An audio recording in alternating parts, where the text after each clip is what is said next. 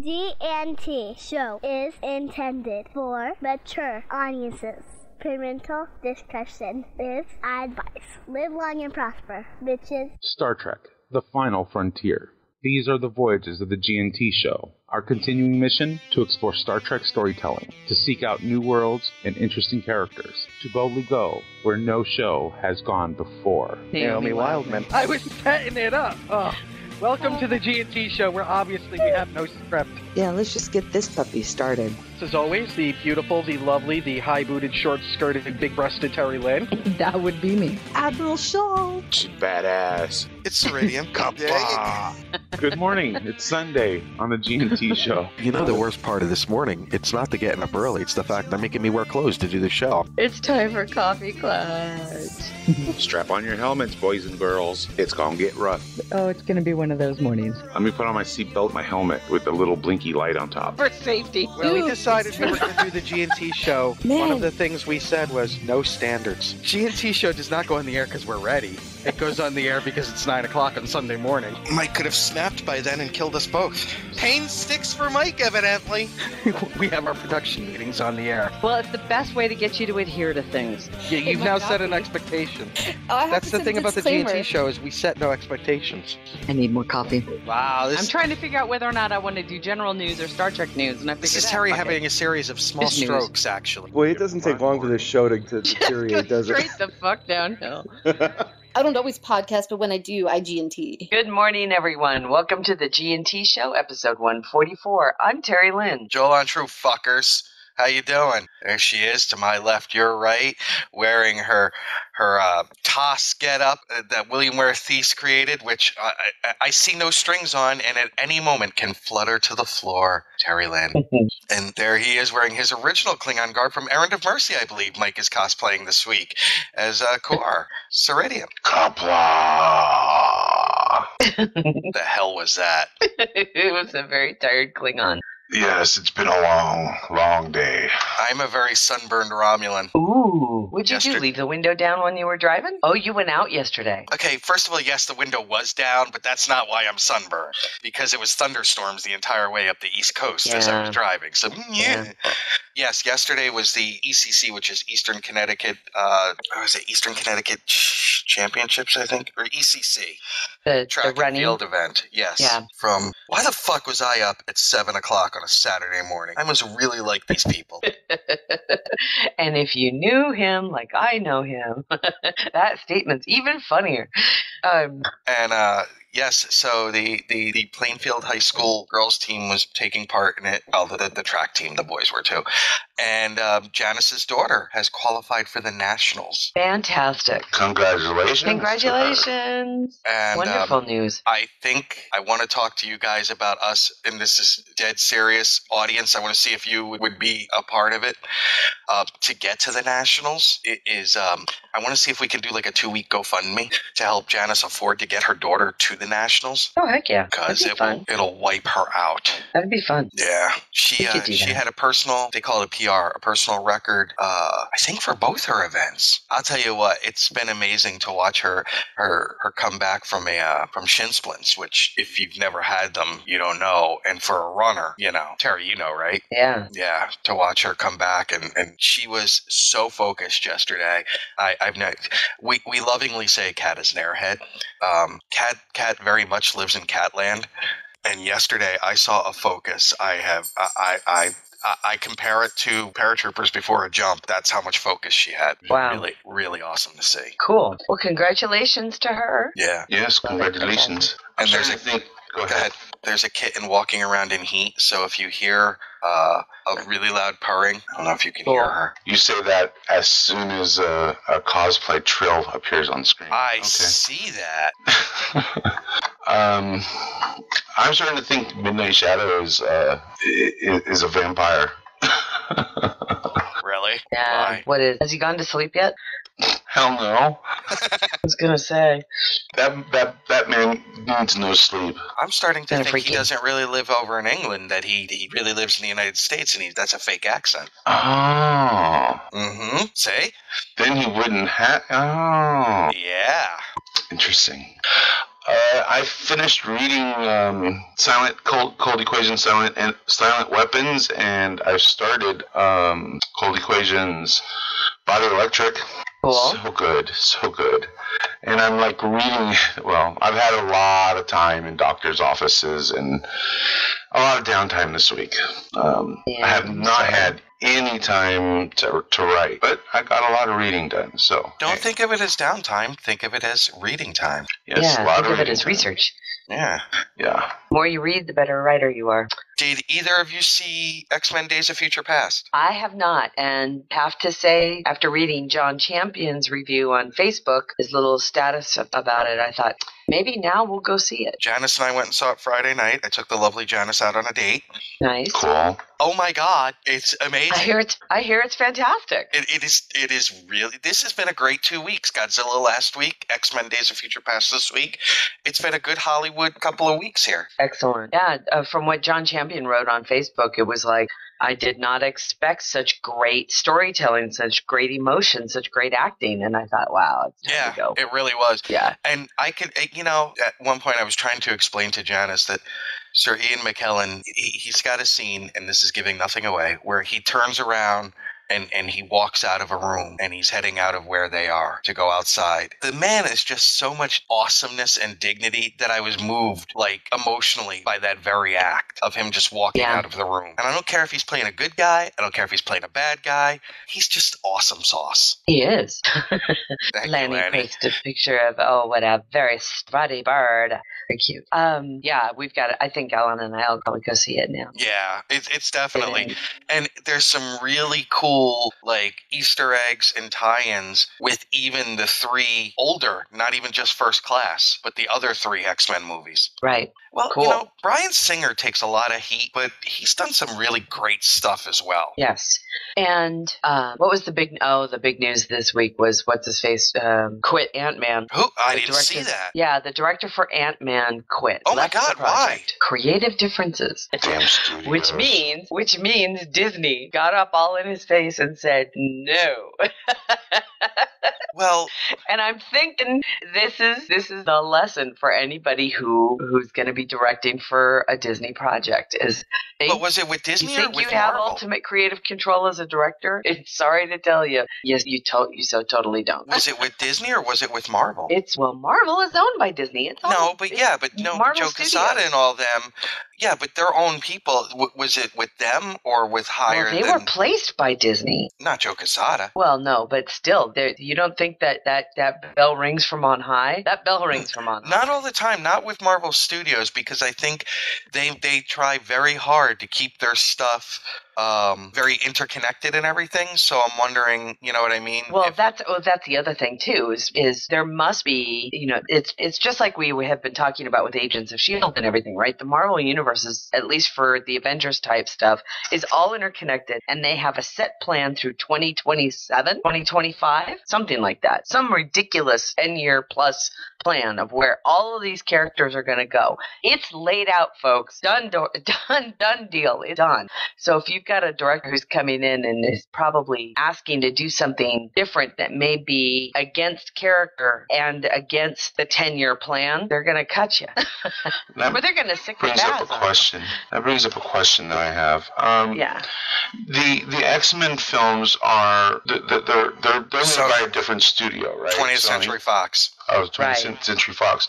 Now, does I know that Marvel is owned by Disney, but how does X-Men and They don't exist in the same universe. They're not in the same universe, right? Okay. No. Right. And as a matter of X-Men fact, is not in the same universe. As a matter of fact, Marvel Studios, the Disney side of it, the Marvel Studios is not allowed to use the word mutant because of the X-Men being with 20th Century Fox. What? Mm-hmm. It's what happens when you sell the rights to your own stuff, kids. And the reason Quicksilver is in X-Men Days of Future Past, which, by the way, there is a hilarious scene with Quicksilver, Terry. Janice was like almost in tears. She was laughing so hard. That's what this movie has. I'm sorry, that some of the others didn't, the X-Men movies. It's got the Avengers type humor in it as well. Good, yeah, I mean, that's dark. a good thing. It's a dark movie, but there's some really good humor. But the reason Quicksilver, Mike, is in both this and the upcoming Avengers Age of Ultron is because he's been a member of both teams, which, technically you could say every Marvel character has been a member of the Avengers at one point or another. But yeah, he was a major member of both teams. And I'm sure that the contracts regarding the sale of the characters and go back and forth. Trust me, their legal departments are busy. It's interesting. Yeah, well, it is very interesting. It's the reason why Spider-Man is kind of out of whack too. Is because that's Sony, he's owned by Sony. Yeah, and as long as they make a new movie every 5 years, they keep the rights. It's every 5 years? Is that what Terry? you heard? Yeah. Yeah, I don't know what the terms are, but all they even have to do is some quick $100,000 nothing movie like Roger Corman did with Fantastic Four years ago that he never even released, but he made the movie. Interesting. Now, would it be at least theoretically possible for a couple studios to Sony and Disney to kind of come to an agreement or an understanding to kind of sort of mesh the two? Marvel has been trying so hard with Sony to do that for the X-Men because, let's face it, an X-Men Avengers movie would probably shatter every box office record there is if done by Marvel. Sony, 20th Century Fox, not Sony, 20th Century Fox, and I don't blame them, knows they have a tentpole franchise that's going to make them money between the X-Men movies and, as bad as Wolverine Origins was, but Wolverine was a really good movie. The last one, I thought it was. So Sony doesn't really want to give that up because, 20th Century Fox. I don't know why I keep saying Sony. Right. Spider-Man is Sony, right? Yeah. Okay. And Peter Dinklage is in it, and he is so great. Okay. Well, I was just curious. I'm not very familiar on the whole Marvel universe, and then there's, the film industry thing. So thank you for explaining. Yeah. No, it's going to be chart. It is interesting. What was that, Nick? There's a chart. Let me see if I can find it. Oh, cool. Oh, that's nice. A handy chart. A handy dandy chart. Well, let's get to some Star Trek news then. Shall we? We shall. Star Trek news. I am so proud to be a talkie geek. We've got our problems with the film, which we'll get into on our dopey little podcast and nitpick it to death. Star Trek news. So congratulations to the always dreamy David Mack. There's Legos? No. Star Trek news. Yes, the story behind the story. The movie that never was made. They got a Klingon. I know. Sold. That's right. I'm going to throw in a Buck Mackay rookie guard. That's right. A Buck Mackay. People, it doesn't get any bigger than this. Star Trek news? Well, I know it's not Star Trek to start off Star Trek news with, but today is Towel Day. Everybody, don't panic. Towel Day? It's Towel Day. Huh? Towel Day? Towel Day. From Hitchhiker's Guide, my dear. Don't forget your towel. Oh, yeah. Oh, wow. So don't forget your towel. If you see people walking around with towels today, you will understand what it's for. But yesterday was a big anniversary for Trek fans. Yesterday was the 20th anniversary of the last episode of Star Trek The Next Generation. Real quick, Mike, there you go. There's who owns the rights to all the stuff in a cute little Funko Pop looking... Sweet, thank you. Actually, it was Friday. Friday, I keep forgetting today is it's not Saturday, today's Sunday. Friday was the 20th anniversary of All Good Things, the last episode of Star Trek The Next Generation. Probably one of the best final episodes of any series, not just Star Trek. I missed that show. 20 years! What the hell?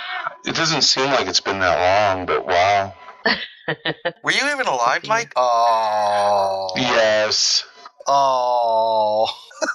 Hey, that was a compliment towards you, Mike. Okay. Members of our audience. Let's see. Lanny wasn't alive. No, Lanny, were you alive then? Just barely? Yeah. I think she might have been in diapers. Oh, God, I was graduating high school. It's been that long. Holy cow. I was in Bosnia? Let me mourn my... I was already 10 years plus out of high school. I roll more in my youth now. I think I was in Bosnia. 94? 93. Oh, 93? No, I was at Fort Bragg. Well, 93, 94. It should be 94. It's 94 because 20 years. Right. Yeah, 94. I was graduating high school.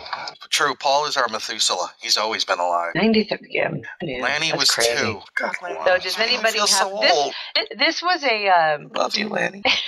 This was a link that I didn't get to talk about last week. For anybody who happens to have an extra 35 million hanging around. Just got to lay it around on the couch. Yeah, that's like totally awesome, and wish I did. Let me check the couch.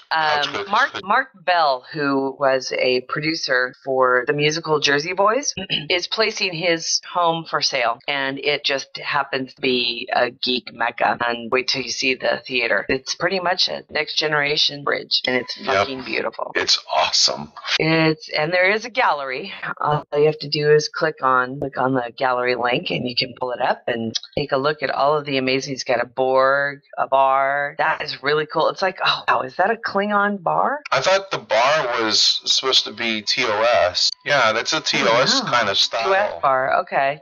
And then he has the pinball room. Yes, which has got Star Trek, and Star Wars pinballs, which we were just discussing last week. So that's kind of awesome. The game room itself is very cool. Wow. You gotta check these pictures out. To our listeners, go over to the GNT Show website, get the link, and then check gallery out because it's fucking unbelievable. $35 million in Boca Raton, no less. The game room, which I guess is what? Is that Call of Duty? It's a Call of Duty game room. Oh my God! Have you ever had a sneeze make it to the end of your nose and then crawl back up? Woo. Yes. Woo. You doing okay there? Is that supposed to be those can cause orgasms? Is that supposed to be like a Gilligan's Island bedroom? I don't know. That's like totally awesome. I think it's like a Noah's Ark for like a kid or something. There's penguins. No, it's piratey. Okay. Because there's like swords on the wall and stuff. Still, that's like amazing. Beautiful home. So yeah, $35 million, Boca Raton, built for sale. Oh, get it. This week that pool in with Dallas, the waterfall is fucking awesome. I know it's. This week in Dallas, Marina Sirtis was interviewed briefly by CBS DFW, and she had some really cute things to say about being a Star Trek actress and the future of the show, which of course is just, I think it's very funny that yet again the media finds a way to twist an actress's words, or an actor, it doesn't matter. And the quote that she said, because they asked her about the future of the show, the quote that she said was, I have heard rumors that there will be another series, but not until JJ's finished with his movies. JJ is pretty much finished with the movies because he's doing Star Wars now. Now, the media says this may suggest that the franchise's small screen future is coming a little sooner than we once thought. I'm thinking, yeah, no, it doesn't. No, it doesn't. No, not until the third film is done and out of there, then maybe. But I would love for the 50th anniversary to hear an announcement that CBS is making a move towards a Star Trek TV show. Series. I like that would be fun. Her idea of Mila Kunis being Troy in a reboot. Let me just say this. Mila Kunis in Star Trek, I'm all for in any capacity. Agreed. Mila Kunis in anything, I'm all for in any capacity. Well, the guys, she would be eye candy, but I think she's an amazing actress. So I think it would be great. And I think she'd be a perfect Troy. What's that? I loved her in Ted. You know, I never saw Ted, but it doesn't matter. I have yet to not like her in anything she's done. That came out right, didn't it? I have yet to not like her. The only thing I don't like her in is Ashton Kutcher. Ew. Well, too late. I know. I hate that guy. And the sad part is he seems like he's actually a pretty cool dude. Wouldn't it be the other way around? Shut up. I was making a bigger point. No, there's always strap-ons. Oh, yeah. Terry took it there, not me, That's people. True. That was Terilynn for Uggo. That was Terilynn, just keeping it real and equal. It's true. You know, that's kind of it for the general Star Trek news. We can move on I've to... got a quick little thing that I came across. Look at Mike. I love it. I don't know. Just wait till you hear it. Star Trek Equinox, the fan production that won't quit, has a GoFundMe page now. because apparently, the Indiegogo, the Kickstarter, couldn't get quite enough traction, so they've gone GoFundMe. So wow, yeah. So they're still looking for help to get the production made. I guess they can't take a hint. Oh, be nice. Oh my! Our show is all known about being nice. Oh, wait a minute! I lost my head. I was gonna say, what? Well, we can move. No, what do we want to do next? Star Trek Online news or Star Trek Convention? Well, we have our own convention news. Do we? Yes, we do. I think we have a direction to go in. Okay, Star Trek Con it is. Shall we just start right off the bat with a Las Vegas update? Are we still talking Vegas, right? We are. Talking about Vegas. Yes. You're coming to Vegas, right? Star Trek Las Vegas may take place every August, but on this show... This is where we hang out the rest of the year. Exactly. The crew has been fatigued now from so many months in space, and they need to take a break. The landing party has been down to check out the terrain while the crew gets ready to play. They say there's only plant life living on this lovely rock, but a rodent appears wearing a vest. Go ahead, Nick. No, you go ahead, Terry, because you told me about this. What? Oh, about our... Yeah, our other guest. Well, we can't really tout that as official because he's not. Well, he's got a thing to be with us. He's just getting the 8th ticket. He's getting our extra band. But I think we should hold off on that. Oh, all right. But we still have Kipling Brown and James Carwin. A couple of people have been announced for Star Trek Las Vegas, though, and I don't think we touched on them last week because I think they were announced this week. But Tucker Smallwood was announced this week. He played the Xindi Primate Councilman in Enterprise, but he was... Sorry, I'm making noises in the background.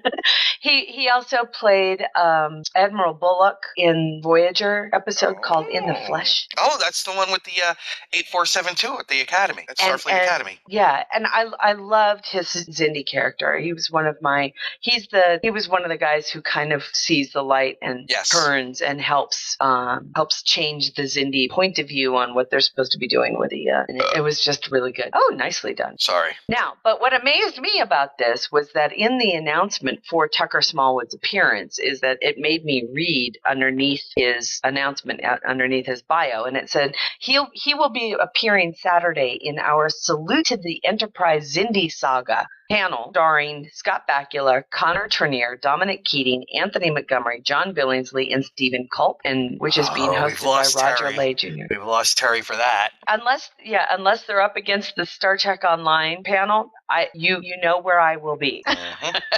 I will be watching this panel. I will be there. That is me. It's because I think it's going to be really fun. And I think it's interesting that they're actually discussing the Xindi arc. That they're going to be coming in and specifically, and that they're going to have a host who actually knows what the fuck they're talking about. Who's the host? Roger Lay Jr. So, as opposed to Adam. The audience is looking at you, Terry, blankly. What? Roger Lay Jr. The Saturn Award-winning producer whose credits include HBO Think Film's 95 Miles to Go starring Ray Romano, as well as the sci-fi feature Chrysalis. Now there's a spark of recognition in the audience. He is also the Saturn Award-winning producer of Reunification, 25 years after Star Trek The Next Generation, and multiple other specials for CBS Home Entertainment, including Star Trek Enterprise First Crew, Wolf Lake, the original Werewolf Saga, and Kindred, the Embraced Last Will and Testament. I loved Kindred the Embrace. I have that on DVD. Wait a minute, what is Last Will and Testament? What is that? Hold on. I don't know. Keep talking. I have to the Google machine. To the Google machine. And for those lucky fans who are attending the con in Boston and get tickets to the Boston Pops, do it now because Leonard Nimoy announced his retirement this week, and it sounds like his last public appearance will be as the host of the Sci-Fi Night at the Boston Pops. So I want to make sure I get that right. But wow. Acting for good this time, right? That was from Acting. Somebody posted an article that was dated this week, and I wanted to say, well, Alan, if you could dig that one up, I can't seem to find it. Sure, put him to work. Well, hey, I'm out of coffee, so. If anybody's got other information on that, I've only seen one article. It was dated May 24th, so it was yesterday, and it was about him retiring. And I'm wondering whether or not his health is actually taking him down now, because we do know that he has severe emphysema. We hope he's okay, and we hope he's doing well. So yeah. Kind of it for the con news. I mean, other than G&T Show is working very hard to make sure that our booths are, hopefully we're nearby. We're trying getting your vendor booth to be next to somebody that you like is kind of a challenge. All you can do is put in a request and hope that creation is able to fulfill that request. It's not a given in any stretch of the imagination.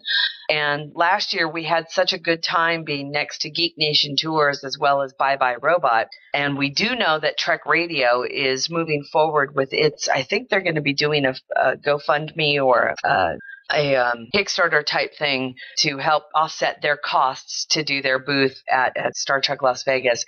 It's a bit more expensive for them because they have a lot more crap they have to haul than we do, and they have to pay for internet. And let me tell you, internet ain't cheap. So if you want to hear live broadcasts from the floor of the vendors room at Star Trek Las Vegas, when they set up their GoFundMe page or whatever it is, go support it.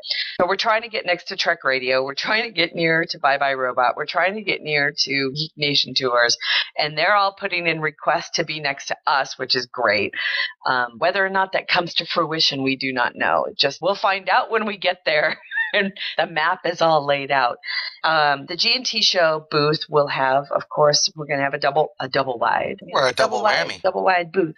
And we're playing host on Friday and Saturday of the con to actress Kipley Brown. Yay! Who was in Star Trek Enterprise, but is also appearing in Star Trek Continues Episode 3, as well as director James Kerwin. Yay! Who will be, as far as I know, showing RUR Genesis at our booth while we're there, and talking about the financing that he's hoping to get for a full-length feature film of RUR. He will also be bopping back and forth because he directed Star Trek Continues Episode 3, and he will be bopping back and forth between the G&T Show booth and the Star Trek Continues booth. That is awesome. It's going to be very, very fun. And don't forget, bring your best stories, because we're still going to be doing So What's Your Story, which is a project that we will be starting where we will record volunteers who come by to kind of do a history of the fandom and what it was and the different kinds of stories. The one thing that, and you'll even read it in the Marina Sirtis interview that she did with Dallas CBS, and that is the stories that bring people and connect people to Star Trek are not uncommon in fandom in general, but in Star Trek they tend to be very, very common. About what brings you in emotionally, what makes you connect with these characters, what is it that makes you connect with the storytelling of Star Trek. And that's kind of how G&T came about, was me and Mike and Nick kind of sharing those stories together and arguing about stuff and having a good time with it. And we thought, you know what, we really want to start kind of storing away and archiving these fantastic stories from the fandom about how they were touched or what brought them into being a fan in Star Trek. So we're going to record interviews. Baz was touched. He showed us on the doll. Oh, gosh. He was touched in a different way. Oh. And we're going to be archiving these stories, and who knows what we'll do with them in the future. But I wanted to. It would be fun, and so we're going to be creating our own James Lipton type questions for the fans as they walk by. We're going to recording tape it as film or as audio or both? I think we're going to be doing video as well. Oh, interesting. So, I will get some done in interpretive dance. Oh, all awesome. right, Nick. That'd be great. So that's kind of it for... No, Baz, don't go there. That's cool, though. And finally, Barbara Luna was announced for Star Trek Convention this year. Oh, God. Barbara Luna, beautiful lady, was in the Star Trek episode Mirror, Mirror. She will be in the vendor's room the entire convention. Nice. And she, Marlena helped usher many a young man through puberty. Oh, Lanny, that picture is adorable. Okay. It's a Stegosaurus. It is a Stegosaurus.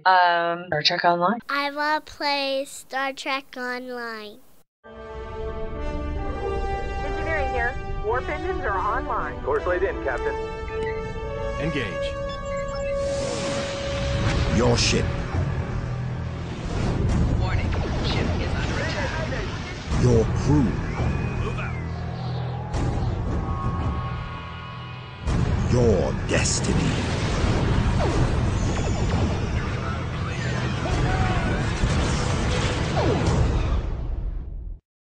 So the Star Trek Online. Interesting. What? Oh, Star Trek Online. Oh, well, first and foremost, Star Trek Online, we've got a Romulan anniversary going on right now. So the Legacy of Romulus packs are on sale. As it should be. The Tal Shiar lockbox has returned. Is it only available through the missions on New Romulus? Am I understanding that correctly? I will find out. The lockbox, Mike? Yes, the Romulan, the Tal Shiar lockbox. I think it's you only That's what I understood when I actually read the devlog. That's right, people. Sit down. I read the devlog. That's how I understood it.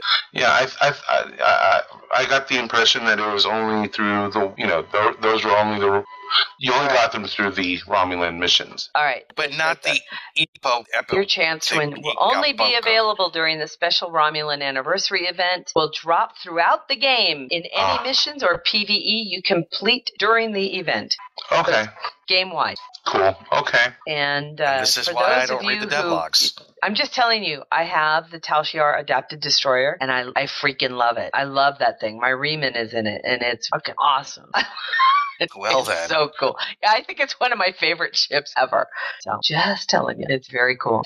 And then, I don't know, but I just saw it. I don't know why I didn't see it, but I just saw the wallpaper of the destruction of ESD. How cool is that? That's awesome. How cool is that? There's a wallpaper in the media gallery, and it's the destruction of ESD from the Undine. Wow, I missed that. I did too. How did until today? Okay, cool. I did the dev blog. I saw this stuff earlier in the week. What's with you? What's going on? What's with our Nick? Oh, that's awesome. It's very cool. And the only other news I have is actually, don't forget, we have 1 week left for people to put in their ideas for the name of my new column that I'll be doing at the G&T show. Why even bother? Fan Dance has already won. Wait. You missed something on the Romulan thing. An important thing. Sorry. What did I do? We forgot to mention that all of the Romulan Mark rewards throughout all of the Romulan-related stuff have been bumped up. The minimum is now 30. Yeah, it's been doubled. Oh, nice. And I am proud to say that I ran like 1 day's worth of events, and I ended up completing getting the last piece of gear through the Romulan reputation system that way. So hey! I've got my Riemann set, my Romulan set. I've got everything I could want. At you. So I'm done. That's awesome. Look at you. I started. My little Mikey. I started the Undine reputation this week, and I have to say I've only, as you can imagine, I've only done one PvE event, and that was the one where you have to go to Bajor. Yes, that's the best one. I love that one. That is the best. That's the only one I do now. The space ones are annoying. Oh, that's not cool. Well, at least pugging. Yeah. But I pug the ground one. You can all pug the time. The ground one easy. Yeah, it's only thing that annoys me about it is that people purposely they skip through some of the bonuses. And they don't understand, dude. That's bonus. Yeah. Those are bonus marks. You mind? You're fucking up my bonus mark. Mm-hmm. Because you're harshing her buzz. If you correctly identify a friend from foe, and so if you get all of the bad guys and yet you identify all of the good guys, you get bonus marks for that. And the fire. Pugs are going around killing the innocent. Yeah, and then there's there's like two of them that I've noticed. One of them you're putting out fires as an extra bonus, and then the other one you're defending the orb from Undine as the special bonus. So there's two different tracks. Oh, yeah, there's two different tracks. So, and depending on which track you're on, the responses that people give you are different. Right. So, for instance, one guy, the first time through on one track might be the suspect you're going to quarantine, but the next track he's innocent, or you clear him. So, it's very important to pay attention to which track you're on. Agreed. And since I moved directly to the temple in order to defend the orb and left, 2 or 3 other people to go question, I was sitting there trying to defend the orb, and I'm like, damn it, question these people, you morons. Read. So that's why you need an engineer. Yeah, I do. And I was, so I did that. I liked that one a lot. I really, really liked that one a lot. Me too. And it gives, and when you do it on Elite, I ended up with about 55 plus 27. So over 80 Undine marks. Yeah, that sounds about right for a pug group. Yeah. Right, and which is good. It keeps me doing the reputation overnight, so that's a pretty good thing. And that the 55 is a 24. There's a 24-hour hold on. Well, I don't want to call it a hold, but it repeats every 24 hours. So you can run the mission as many times as you want, but you don't get that extra 55 mark bonus until the next day. Right, I am, and so now back to what I was saying is don't forget this week you can still go to the G&T Show forums and post your idea for the name of my new column. And I thought the timing on that was pretty funny because a couple of days ago I received an email from Elliot Lefebvre over at Massively informing me that they are reviving the Captain's Log column over at Massively and that he would be writing it, and he just wanted me to know before it went out live. Boo! Boo! A pox on your house. I am very glad that Massively realizes that they were getting enough people reading the Captain's Log to continue on the Captain's Log. So I am also very glad that Elliot is going to be the one writing it. But why aren't they bringing you back? But why aren't they bringing you back? But why aren't they bringing you back? But why aren't they bringing you back? Budget. Why'd they lay me off? Well, it wasn't just me. It was maybe 8 of you us. need to talk to your agent. Yeah. Well, if it ever becomes, they've already said Elliot would push for me to do it again if it ever got to the point where they could budget it again. But Elliot's one of the very few full-time employees over there. So if it gives him additional work and helps him pay his, his rent. His co-cabin? His rent, I'm talking about, then or whatever, I'm more than happy. And I'm happy that Elliot is the one who went out and asked the editorial staff if he could bring back the Captain's Log, which that was very good. He doesn't need the money. His meth lab is already bringing in, how much. Yeah, right. Hi, Elliot. And this is why Cryptic won't air our shit. Kinda.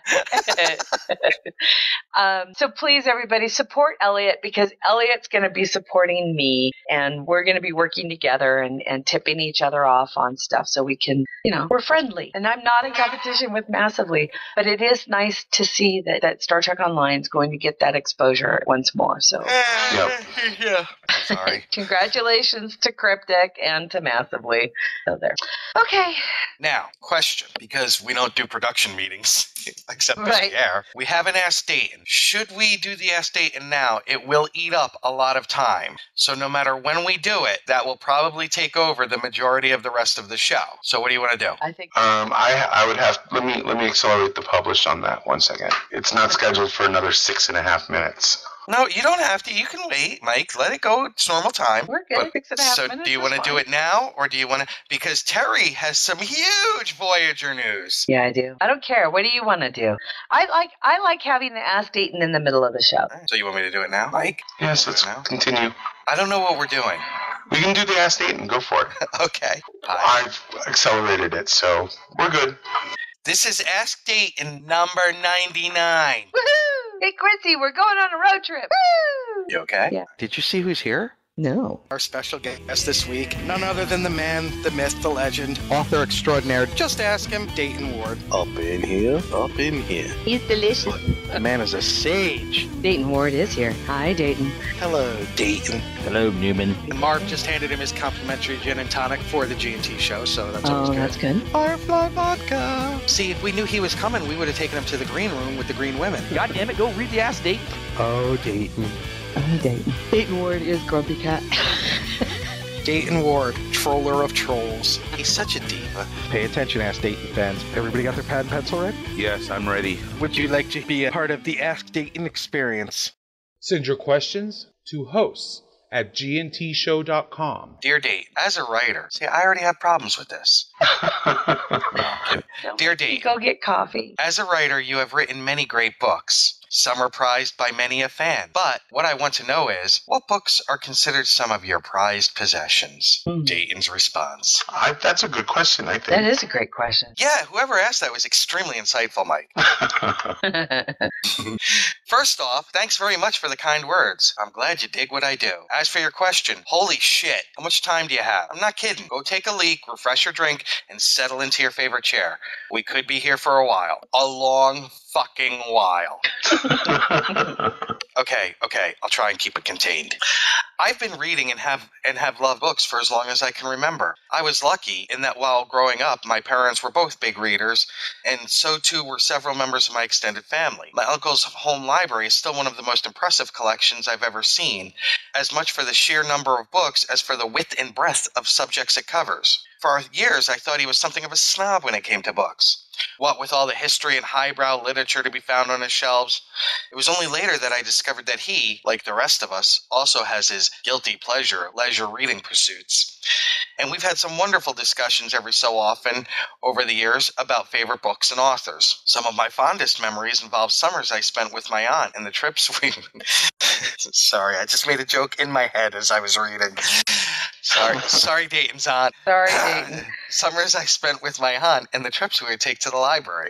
It was here, when I'm probably 7 or 8 years old, that I happened across my first ever collection of adaptations of the original Star Trek series episodes written by James Blish. Blish, the Blish book. Once I realized that I could read all about Kirk and the gang without wanting for the local UHF station to get around to my favorite episodes in the rerun rotation, the hook was set.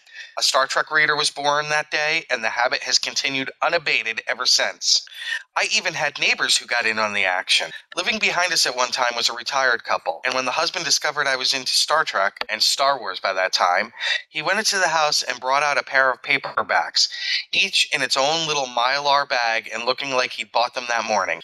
Both of them were older books from the 1950s, with 50 and 60 cent cover prices. The first was Robert Heinlein's Starship Troopers, and the other was Philip Francis Nolan's Armageddon 2419 AD, which is more commonly known as the original Buck Rogers novel. Oh. I hung on every word in both books, and when I went to return them and tell my neighbor how much I enjoyed them, he told me to keep them. Can you picture little Dayton walking with his hard buckle with his short pants and his hard buckle shoes? Here you go, Mr. Man. Thank you for letting me read them. You mean I can keep them? Oh, gee, swell guy. No. Somehow I imagine a skateboard being involved. Oh, no. He was dressed like one of the R guys. I don't think so. He helped open my eyes to the larger world of science fiction just waiting out there for me. And it was thanks to him that I discovered Arthur C. Clarke, Richard Matheson, Harry Harrison, Andre Norton, and so many other wonderful writers. That was 30 years ago, and he and his wife have long passed, but I still have both those books in their protective bags and as pristine as the day he first handed them to me. Wow. There are other books I acquired during my military days, which hold varying degrees of sentimental value. Marine Corps Essential Subjects, which every recruit was given on their first day of boot camp, is one I kept because it's a tangible reminder of those 3 really fucking odd months at Paris Island. I still have my worn copy of FM-1, Warfighting, issued in 1989 to every Marine by the order of Commandant of the Marine Corps, General Alfred M. Gray. I thought General Gray was the most kick-ass commandant ever. He was the one who got the Corps back to basics, every Marina rifleman, etc., redefining our central mission and reason for being after several years of the message getting blurred a bit. He also is and remains the only commandant to have his official portrait taken while wearing camouflage utilities, which is total badass by itself. Now look, we all know I was in the Army. Al Gray was fucking awesome. Even I love that guy. Right on. Elsewhere on the shelves, I have multiple editions of favorite books, such as The War of the Worlds, I Am Legend, One Day in the Life of Ivan Desanovich, and so on. These are books I first read at a young age, which for one reason or another left lasting impressions on me, and I've read and reread uncounted times over the years. It was as a kid that I read and was continually fascinated by A Night to Remember. Walter Lord's seminal recounting of the Titanic disaster. First published in 1955, it's never been out of print so far as I know, and I have no less than 5 editions of the damn thing, including a special deluxe version with illustrations and photographs Kevin gave to me for Christmas one year, and a super duper edition my wife got me for a birthday, which even was autographed by Lord before he died. Cool. Right on. Speaking of autographed books, one of my other prized possessions is Apollo, a collection of paintings by astronaut Alan Bean, who walked on the moon during the Apollo 12 mission. Let me reread that. Who walked on the moon? I know. That was also a gift from the missus, but I had it signed again when Bean visited Kansas City several years ago. You'd think I brought the guy a kitten when he saw me unloading that thing on him. And lest ye think I'm forgetting somehow trying to whitewash my Star Trek collection while talking about other books, have no fear. I have several prized possessions from Trek as well. I still have the bound galley pages complete with laser printed cover and the whole thing secured with black tape all along its spine of the very first Strange New Worlds anthology in which my first ever published story appears. Other Trek stuff? I have a mint edition copy of Stephen Whitfield's The Making of Star Trek from 1968. I have autographed copies of Star Trek books written by people I'm proud to call friends. But so far as cool goes in this realm, remember the very first edition of Star Trek Encyclopedia from 1994? Yes. Well, check this out. And what there's a photo of it signed. And he says, yep, long before I started writing Star Trek for Pocket, I helped one of the people working on the book, Debbie Myrick, I think it's Myrick or Myrick, by answering some obscure Trek trivia questions one day on America Online. Oh, very cool. And a few months later, this thing's in my mailbox. At the time, I thought it was cool all by itself, but looking back on it now, shit, it's like it was fate, right? I'm going to cut it off here now, said Lorena Bobbitt. Hit me up on Facebook or the blog if you want to continue this talk, because it's one I can keep going with no problem. That's cool. But before I go, here's one of the weirder books that I'll probably never get rid of. It's one of those writing help books, and the person who gave it to me and a few other writer friends must have known how useful I'd find it. The title of the book, The Elements of Fucking Style. Fucking A right, yo. Oh, that's awesome. Thank you, Dayton. Thank you, Dayton. That was wonderful. God, what great. That's really cool. So I guess the question begs, what are some of yours? Well, why don't you start? Me? Well, I need to breathe after that. Yeah, you kind of have to. It's funny is that like any other reader, and actually I came to sci-fi lit late in life.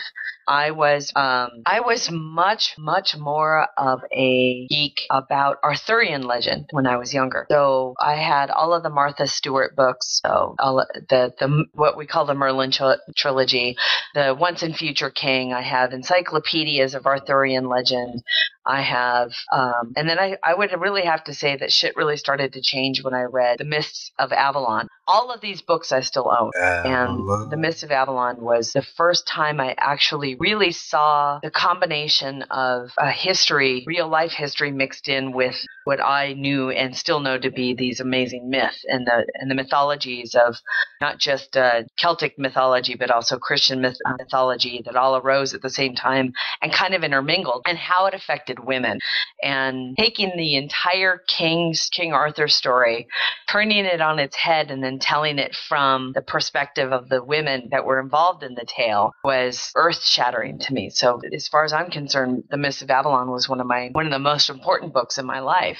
After that, my father left me all of his Sherlock Holmes books. So I have some amazing, early 20th century, how do I even want to say, all these really old, really freaking old Sir Arthur Conan Doyle books. And then I was also left Tennyson and Longfellow books by my great uncle Ashley, and he was a poet, and his favorite poets were Tennyson and Longfellow.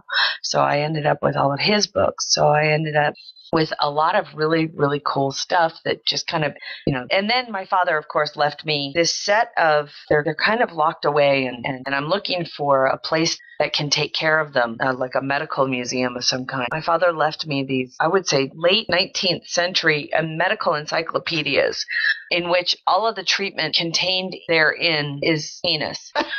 Terry, you might want to. We have the spoken. National Military Medical Museum in Silver Spring, Maryland. I've got to find a way to get these into a safe. Send them to me. I'll give them to that museum because they work for us. Okay, cool. They're big, though. But they're these leather-bound encyclopedias. See, the problem with this, people, this would hinge on Terry actually mailing me these. And I know, Brett, you're going to yell at me. The shit's going to get in the mail to you this week. I promise. I promise, Brett. It will be in the mail this week. I know. It's only been a year. Relax. You guys are horrible. Oh, hush. We are. But back to the books. But I would say Brett's saying I don't what have his prize the books position anymore. is. the autographed David Mack Cold Equations trilogy. He still doesn't have. It's so bad. It's so sad. The books that are still important to me, is all of the Harry Potter books. I love those because they were the first real set of books that I shared with Alan, where he and I read to each other. You guys are so adorable. It was awesome. We took like a real long road trip, and I sat and we would change off driving, and whoever was in the passenger seat read to the other person. See, I couldn't do that because if I was like reading to Janice like that, when I read out loud like that, I fall asleep. Do you really? That was the worst thing about reading my kids' bedtime stories. I would fall asleep and they'd still be awake. I like it when Alan and I actually find something that we both like enough that we want to read to each other. Because I was reading Janice last night. I was reading to her as I'm reading Neverwhere, currently reading Neverwhere by Neil Gaiman, which is amazing. And like I read her this really awesome part, and then like big yawn and rolled over and fell asleep. Oh, gee. Oh my gosh. But I would have to say that, it's funny is that it's funny, the books that come to my mind that I find important in my life are books I no longer have in my possession because we trashed them when I was young or something, right? Like you wore them out. Oh, you're going to laugh. When did your whole thing about breaking the spine of a book start? High school. For those that don't know, if Terry loans you a book and you open it, she will kill you. You have to read it through osmosis. I will tell you, I was extremely. It's going to sound funny, but my physical copy of Star Trek: The Fall, there is a difference in binding almost in between the actual books.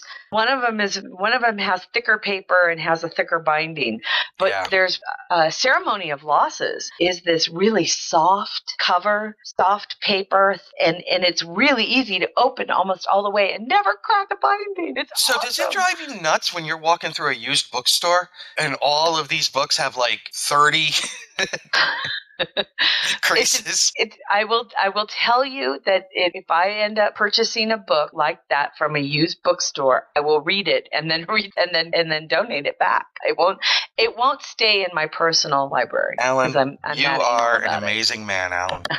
I am that anal about it.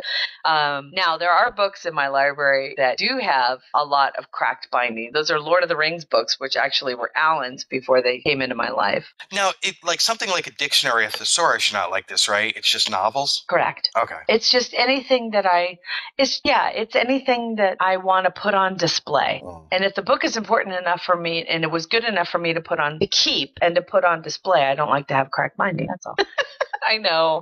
But other than that, I would say a lot of, if I had my opportunity to keep or to have had some of those little golden books I had when I was young, because my father read to us every night. Every night before we went to bed, we gathered in my brother's bedroom. My father would read us a book, and then we would go to bed. I would like some of those little golden books, or even some of the other books that he used to read a lot. Oh, My dad the golden was big. books.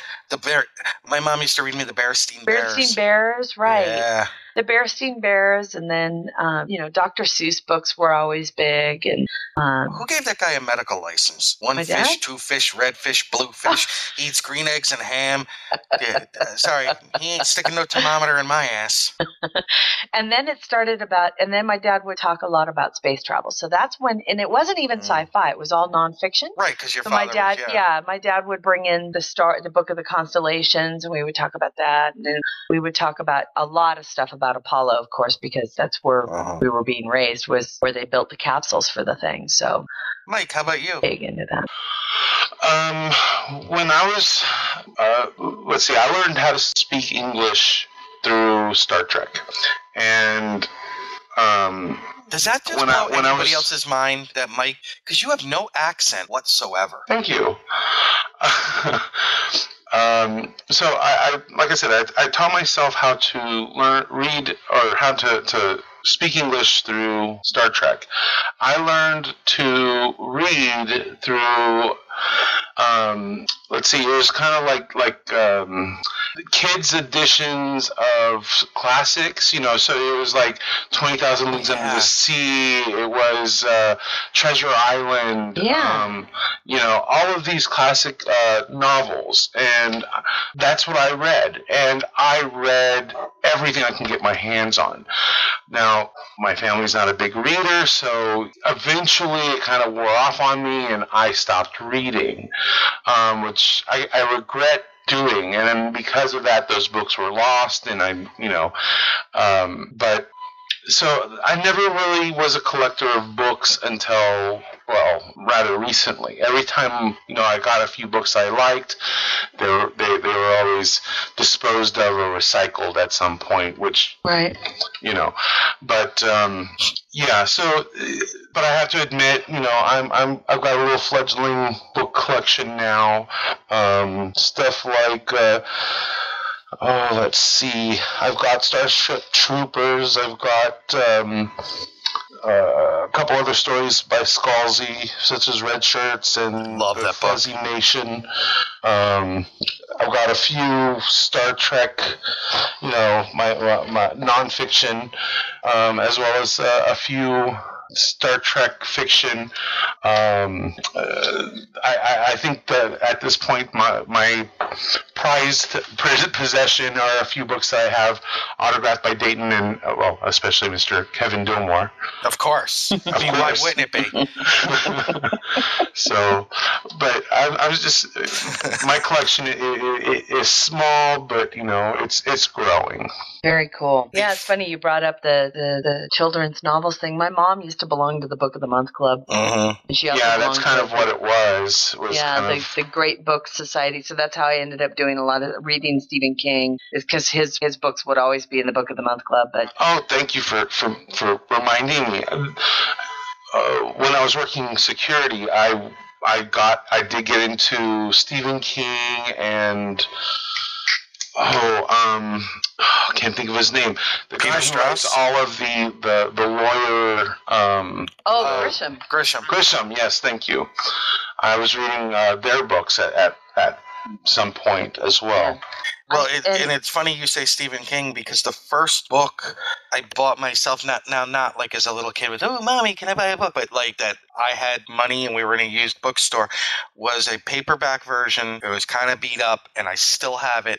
See, I bought this in like 84, 83 of Salem's Lot. Yeah, that's cool. Still my favorite Stephen King novel. Yeah. I can see that. For me, it would be it would have to be, The Stand got me through high school. Literally got me through high school. I did not like public speaking in high school. I was terrified of it. And we had a speech class, The Stand, I loved the first half, get up to the middle part with the cornfield, and I just stopped reading. Because it bored me when they got to the cornfield. Yeah. But yeah, so the Stand is one of mine. I was in 90, let's see, that was 92, 93. I was in a used bookstore in Columbia, South Carolina, and found the Cornelius Ryan trilogy of The Longest Day, A Bridge Too Far, and The Last Battle in hardcover that he had signed all three of them. Wow. And they were only like $5 a piece. They never bothered to check and saw the inscriptions in it. Wow. And aside from being classic books about World War II, I mean, 2 of the 3 have been made into great movies, and are considered some of the definitive works on those battles. Let me think here. I have books that mean... You know what I'm finding interesting? Well, I'll wait to get to that. I have some really cool leather-bound editions of like the works of Sir Arthur Conan Doyle. Nice. And Edgar Allan Poe and Jack London and all of that. The Brontes. Yes, I have a leather bound of the Brontes. Wow. I know, right? Very cool. I have Winnie the Pooh. I have a book that I doubt any of you have ever heard of. And hold on, I will try and find it as I'm talking and put the link in. It's called The Beaver Papers. No, I've never heard of it. The timing on that image was too funny. The Beaver Papers is a spoof book. Here's a review. In an attempt to save Leave It to Beaver from going off the air in 1963, famous authors submit scripts hoping their influence will persuade the network from dumping the show. Scripts include Lady Cleaver's Beaver by D.H. Lawrence, Beavermorphoses by Franz Kafka, where Theodore actually transforms into a giant beaver, and my personal favorite, And Thus Spake Beaver by Nietzsche. And Beaver descended alone from the house, encountering no one, and all at once there stood before him Larry Mondinello, who bit into an apple. And thus spake Beaver unto Larry Mondinello, share cookies, make a friend, not getting into trouble together. And he punched Larry Mondinello in the stomach. The whole book is like that. Like Cat on a Hot Tin Beaver, or Beaver on a Hot Tin Roof. How very weird. It is literally laugh out loud hilarious. A Streetcar Named Beaver is one of them. Yeah, it's totally bizarre and totally hilarious. And whoever if you can get it, I guarantee you'll laugh out loud. Michael, this is a question as a writer. Do you have Eats, Shoots, and Leaves? What? There's a book about punctuation that I think every writer should have. I'll pick you up a copy of it. It's called Eats, Shoots, and Leaves, and as you can imagine, it's about the use of a comma and whether or not a panda Interesting. eats, shoots, and leaves, or enters a building and eats, shoots somebody, and leaves. But yeah, talk about an important book. I also that's really cool. Very fond of my that I have every installment of the Vanguard series signed by the 3 authors, and including Declassified, where I got Marco also to sign. Wow. But so I guess my question, I think we should put it out for our readers too, and have them kind of post it on our forum. Is that do the wonderful hypothetical, those midnight hypotheticals, right, where you're having a slumber party and you ask somebody if you could only grab 3 books as your house was burning down, which 3 would you grab? Well, here's a question I have for you, because this kind of factors into the question you just asked. We have these books that we love that are on our bookshelves. How much, because my answer to you is I grab my Kindle. Oh, interesting. So how much do you think that is going to change things that now people just, instead of having their bookshelves, have 10,000 books in their Kindle? All right, maybe not 10,000, but you know what I'm saying. Yeah, easily 10,000. All my Neil Gaiman stuff I have by Kindle. That's neat. So I will probably wind up getting them in physical form, especially if he ever comes to the area, so that I can get them signed. But you know what I'm saying is how much we had that visceral experience. Like, I remember sitting reading Salem's Lot with a single light on next to my bed, and it was like a 25-watt bulb. It wasn't even very bright, and being actually frightened by this book. How much does that change now with Kindle or the Nook, or you know what I mean? I don't know. yeah, I think that it would change, but I still think that there's that like you said, the visceral feeling, the visceral connection that we have with physical books. But we're also having like all these books that are coming out now in ebook. True. Only ebook only. But here's the thing: isn't there already? Go ahead, Mike. Most of my collection is in electronic format. Right. I've got thousands of books on my phone. So I would be like Nick. That would be what I would grab. Would be my phone, because that's my books. That's everything right there. And it also doubles as a light. So for me, that would be what I would grab. Never in my life would I ever thought we'd get to a point in our lives where it would be so simple as to, oh my gosh, my house is burning down.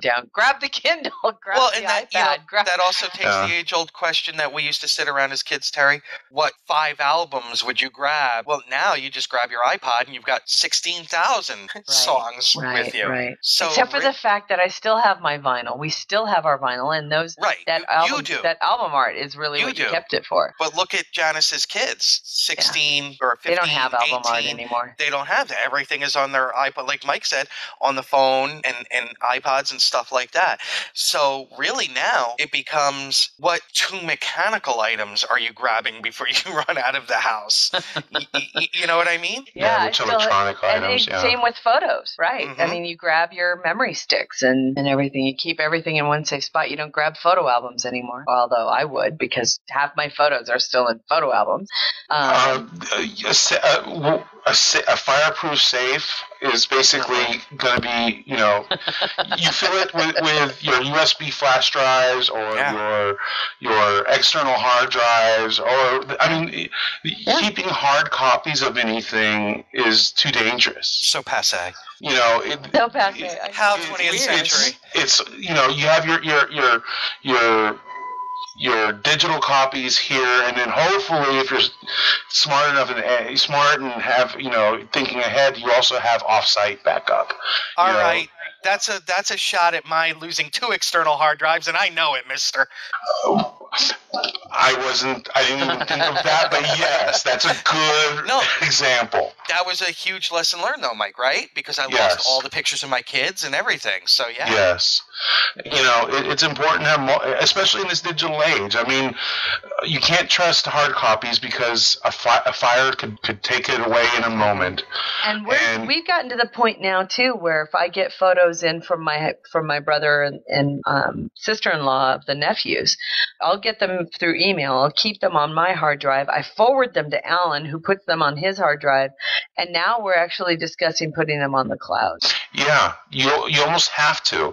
You have to have 3 copies just to be on the safe side. Right. You have the original, you have the local backup, and then you have the cloud backup, just to make sure that in case worst case scenario, it still exists. Yeah. I would also add, and I mean this from the heart, and Terry and Mike, you know this, my copy of Tramps by Kelly Medding is one of my most prized books, because I loved that book so much, and the fact that such a great person wrote that. Right on. Such a deranged, sick individual wrote that.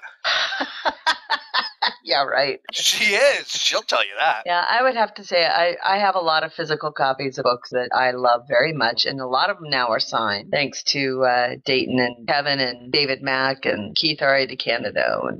And there are a few I would have to say I would probably take, and a lot of those, of course, are those antique books I was talking about. I would take the antique books. I would also have a very difficult time. Well, right now it wouldn't be so bad. Other things you would look at and your brain would go, no, I can get that on Amazon. I can get that on Amazon. You would, your brain would do the whole, I can get that. I can get that. I can get that. I can't get that. I have to take that. I have to take that. I have to take that. It would be like, what's replaceable? And that's what I would probably end up grabbing as far as books were concerned. And I would definitely go out of my way. I would say that one of the things that I have is what I was telling you about my mom belonging to the great books. It's like it was the great books thing too. It was like the Encyclopedia Britannica. For that too, Remember because those? I remember my father reading The Shining and talking to my mother at the dinner table about it.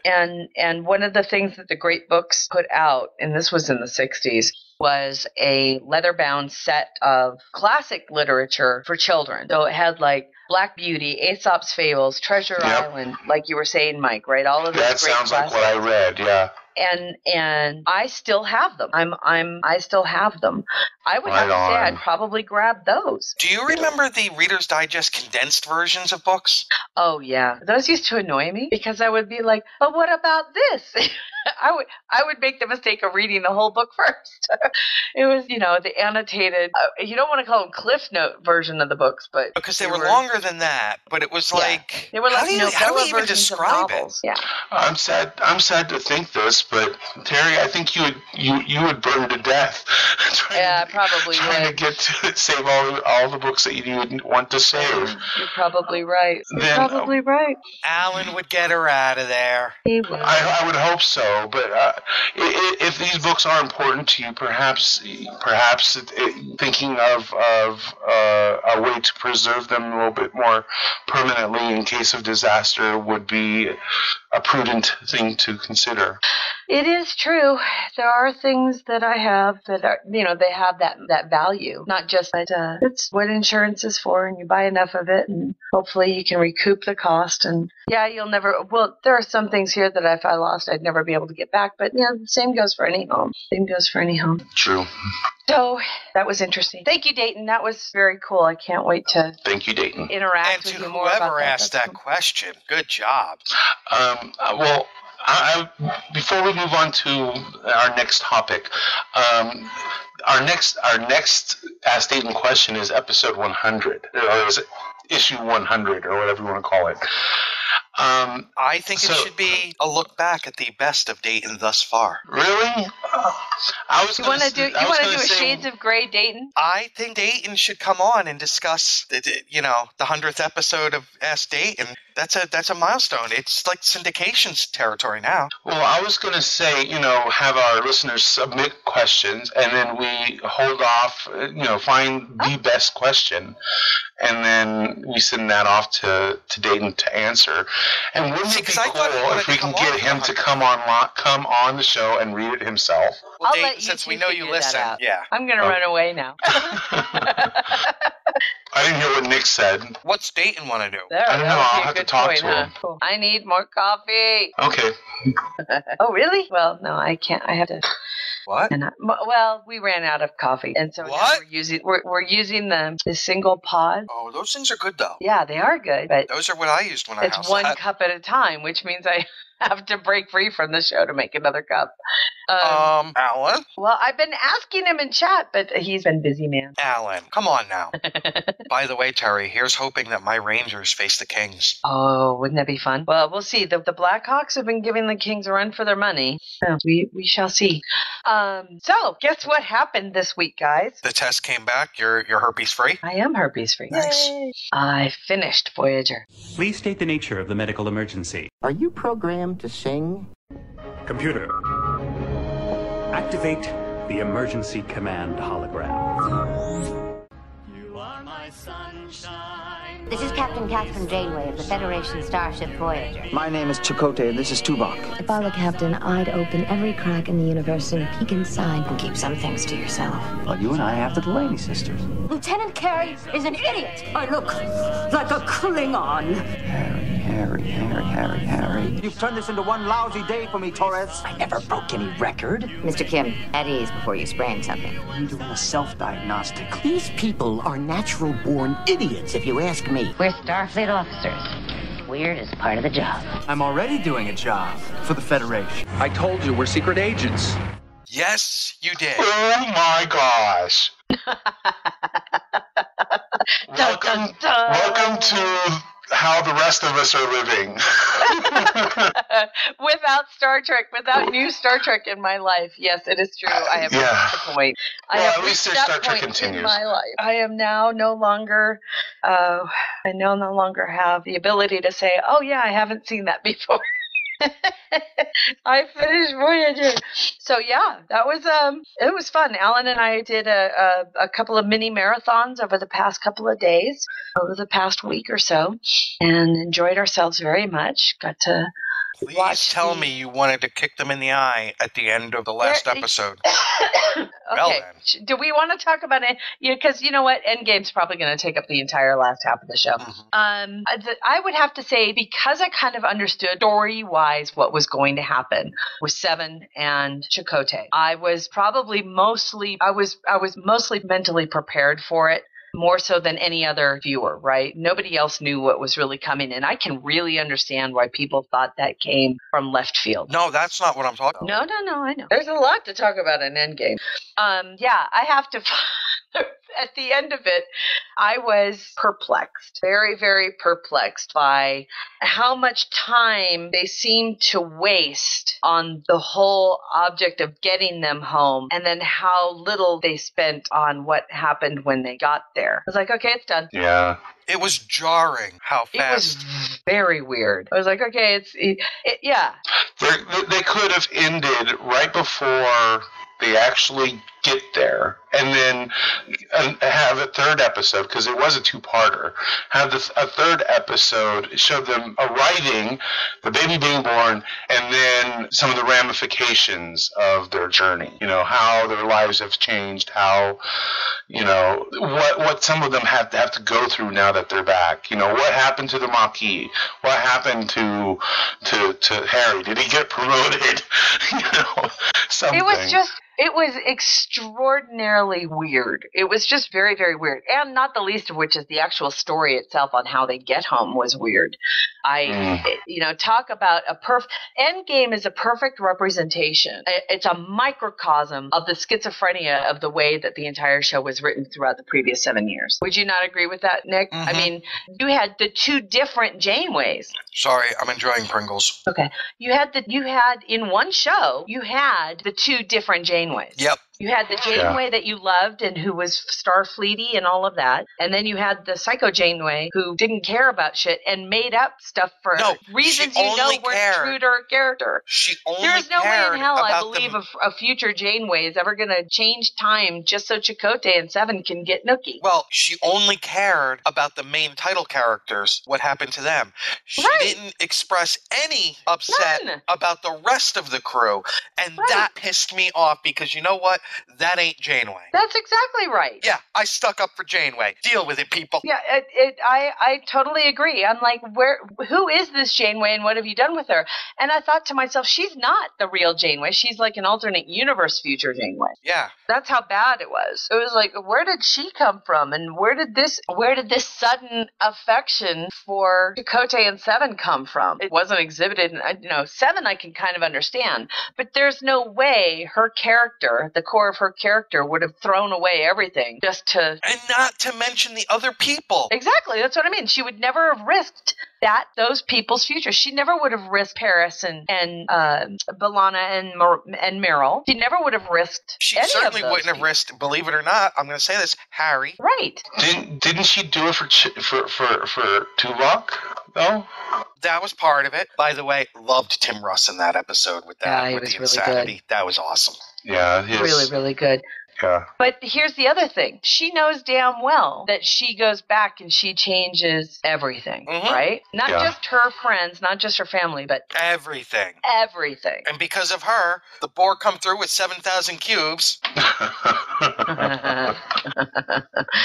I don't know. It was just, I love Destiny. I really kind of had to say, wow, they worked. They didn't put a lot of work into it, is what it was. It was lazy writing. It's almost like Trek doesn't know how to end a series. At least in the latter. Which on the heels of the 20th anniversary of one of the greatest television endings ever. Yes. They got the fuck on. They got TNG done right. And they got DS9 was good. But it was like after that, they had no clue on how to end a series. Oh, well, they totally had an abortion with What You Leave Behind. I mean, with These Are the Voyages. Yeah, that was horrible. These are the I'll tell you what, Endgame was worse than These Are the Voyages. No. Yes. At least Endgame looked a lot better. Endgame was definitely motion picture quality. And that's its Just saying. Hey, These Are the Voyages was in high def. I'm just telling you. Not These Are the Voyages. Endgame. Sorry. Endgame. Yeah. No. Now all the titles are flitting through my head. Sony. Sony. It was really disappointing. Though I kind of expected to be disappointed. I didn't have high hopes for it. The episode prior, where Tuvok did the little dance for Neelix with his foot, was a far better conclusion than Endgame. Yeah. Just saying. That was a great episode. I love that moment. The one with Neelix. Fantastic moment where he did the little shuffle with his foot. Yeah. Yeah, I said it, people. And if you're Voyager haters, suck it, because that was a great moment. Plus, I really liked all those Talaxians. I did too. And Neelix I found really love. did too. They were great. Neelix found love. Neelix found love. Not creepy love, too. Exactly. Not Midnight Shadow love.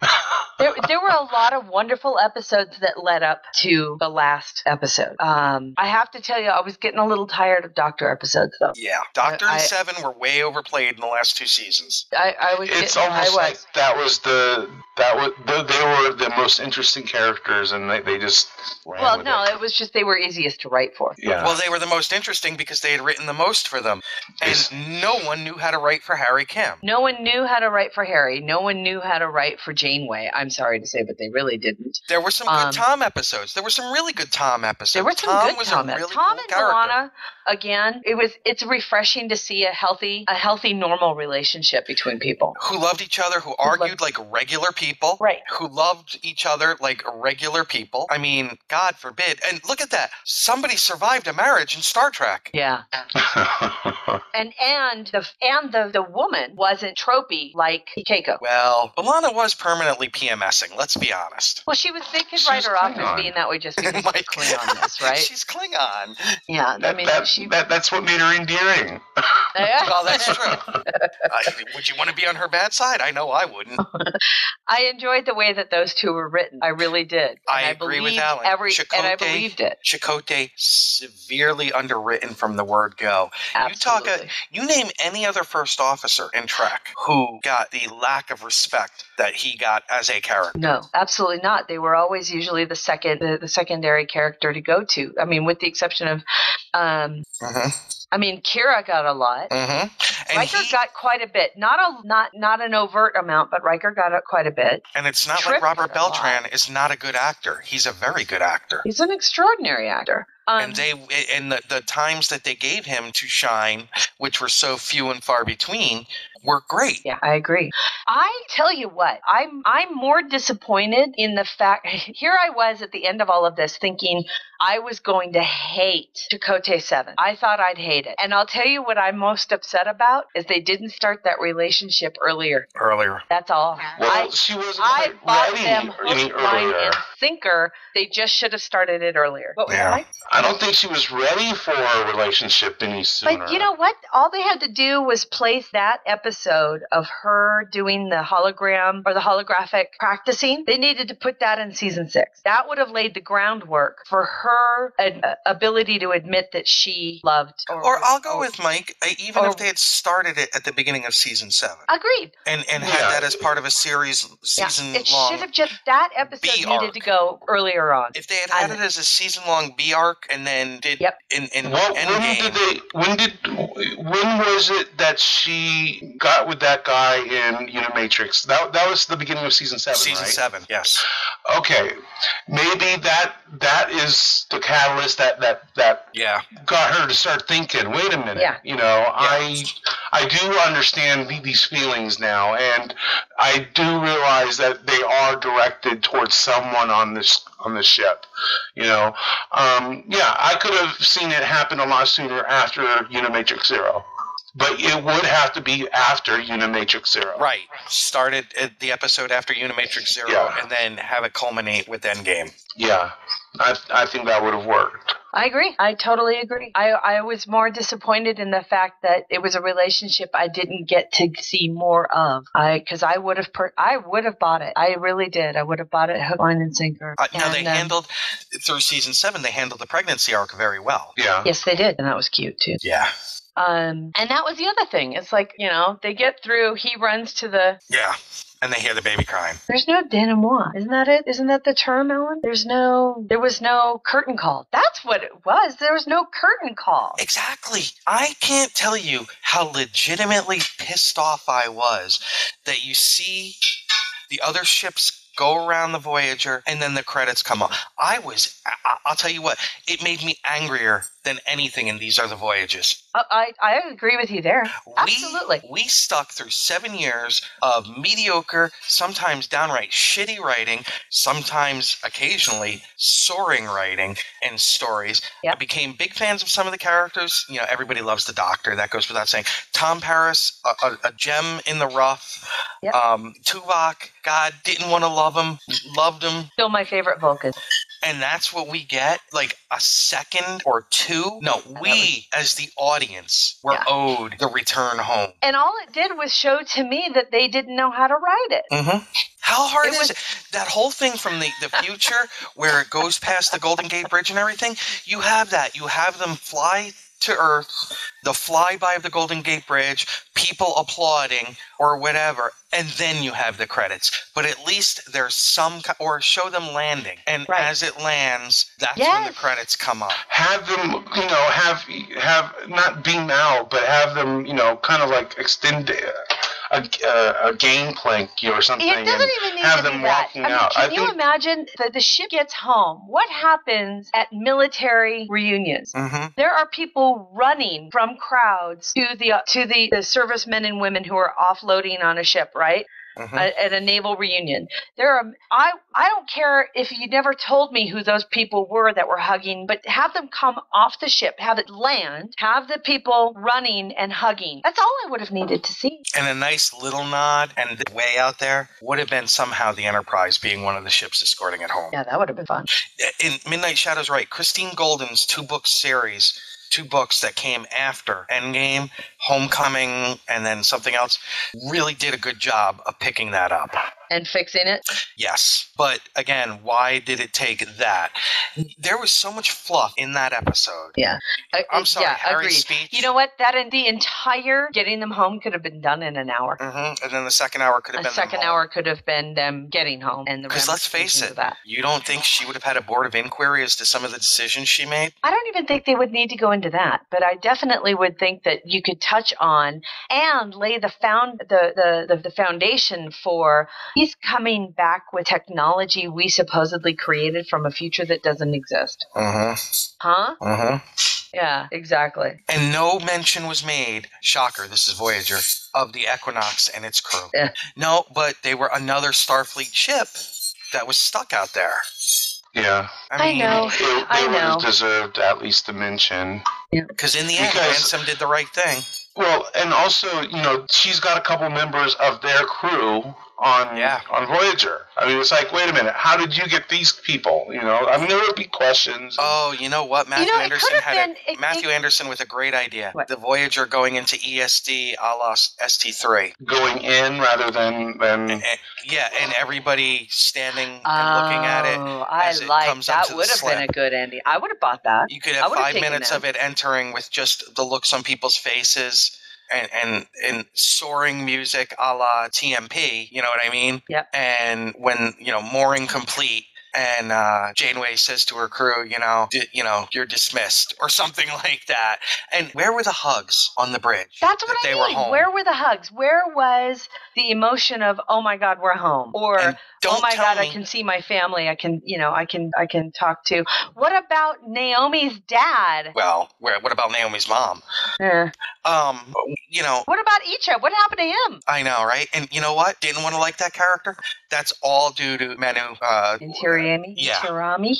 Yeah. I can never pronounce his last name. Sorry. Really liked his playing of that. But don't you, after 7 years, and after some of the personal stuff that they shared, you can't tell me Janeway and Chakotay would not have an eye-locking moment where she gave him the Janeway look, and you know what I'm talking about, and he says something along the lines of, Catherine, you did it. Because that would have been him, or to say, congratulations, Captain. Something I totally like that. agree.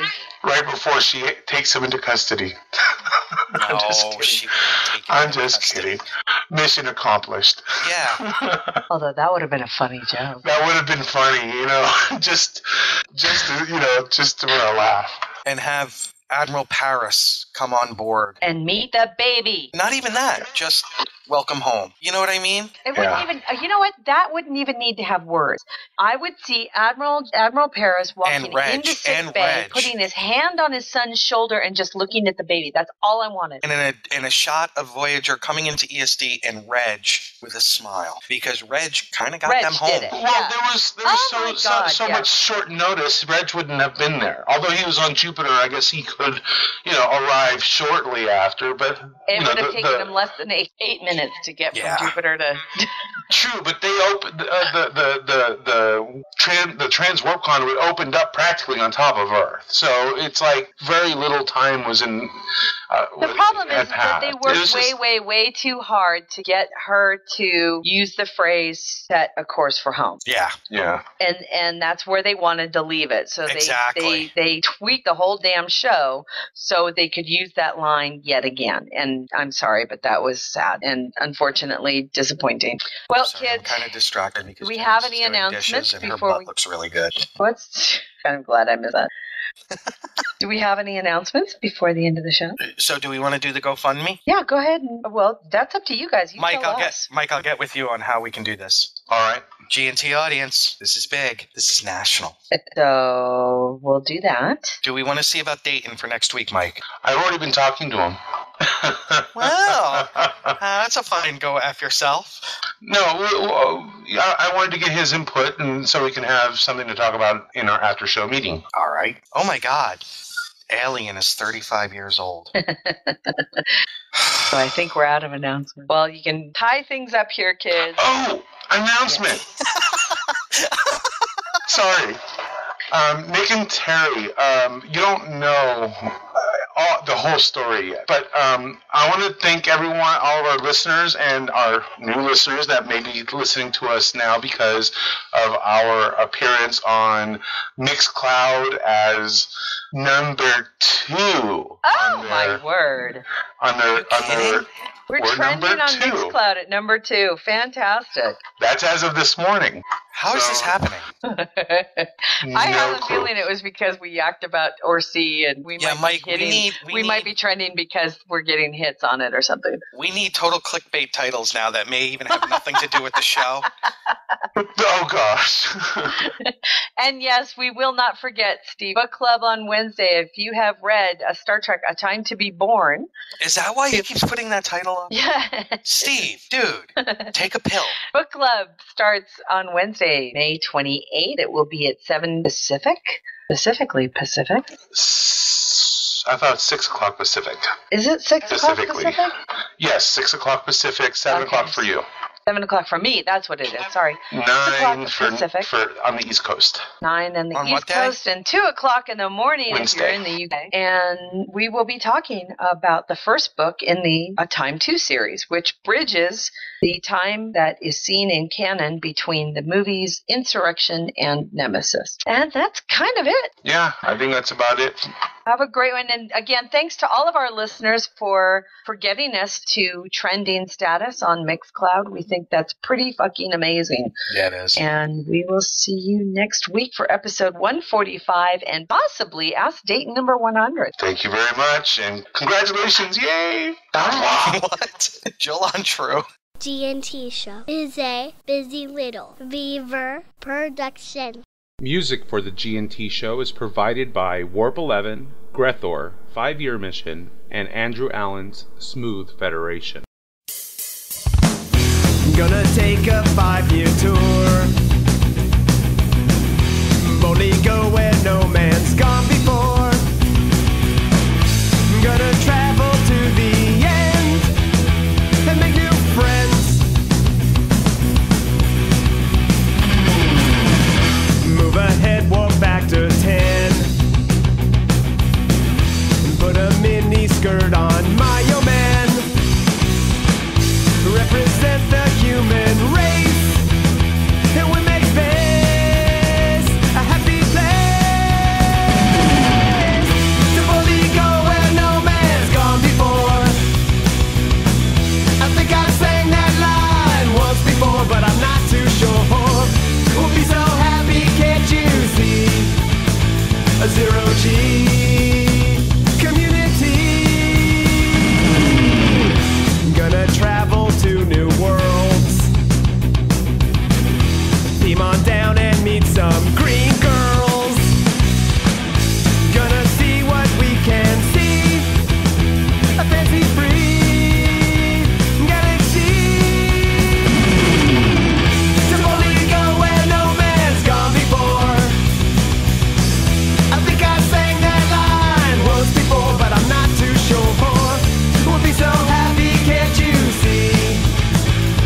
Zero G community.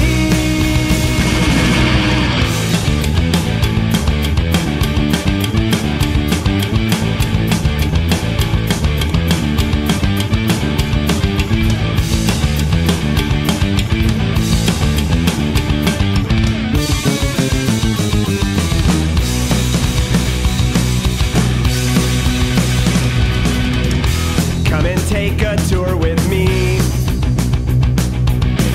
There'll be no cons or Kobayashi. I'm gonna travel to the end and make new friends with aliens. To Boligo where no man's gone before. Space heavy. I think I sang that line once before, but I'm not too sure. We'll be so happy, can't you see? A Zero G community. To Boligo where no man's gone before. Space happy. I think I sang that line once before, but I'm not too sure. We'll be so happy, can't you see? A Zero G